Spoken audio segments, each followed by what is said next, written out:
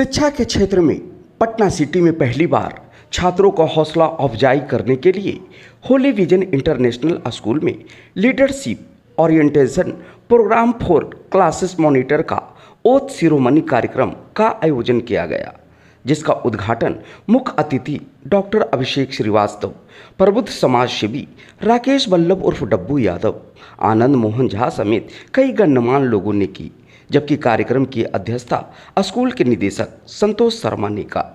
सभी वक्ताओं ने कहा कि ओथ सिरोमनी छात्रों के बीच एक नई चुनौती है, जिसे वो अपने सहपाठियों के बीच शिक्षा के क्षेत्र में बिना कोई भेदभाव का नेतृत्व करेंगे।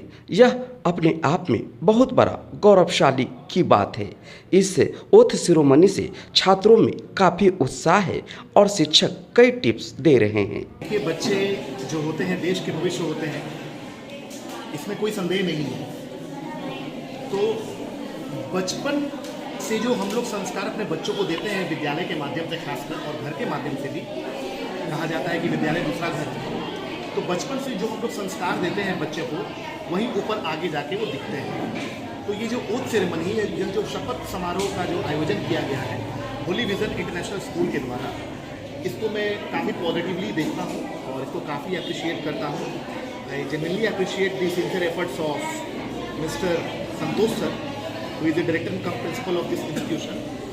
और मेरा ऐसा मानना है कि बच्चों में लीडरशिप गुण होता है, उसे निखारने की ज़रूरत होती है, उसे एनकरेज करने की ज़रूरत होती है और उसे अलग अलग प्लेटफॉर्म पर लाने की ज़रूरत होती है। नेशनल स्कूल के संतोष जी ने पहली बार बच्चों के बीच में लीडरशिप की भावना को जगाने का, शपथ ग्रहण कराने का, नई दिशा और नई सोच के साथ इन होनहार बच्चों के बीच में जो काम किए हैं, कि आने वाला समय में बिहार ही नहीं देश में एक नज़ीर पेश करेगा। इन्हीं लोग में से कुछ न कुछ बच्चे इतने ऊंचे उठेंगे जिसके बारे में हम लोग सोच भी नहीं सकते हैं।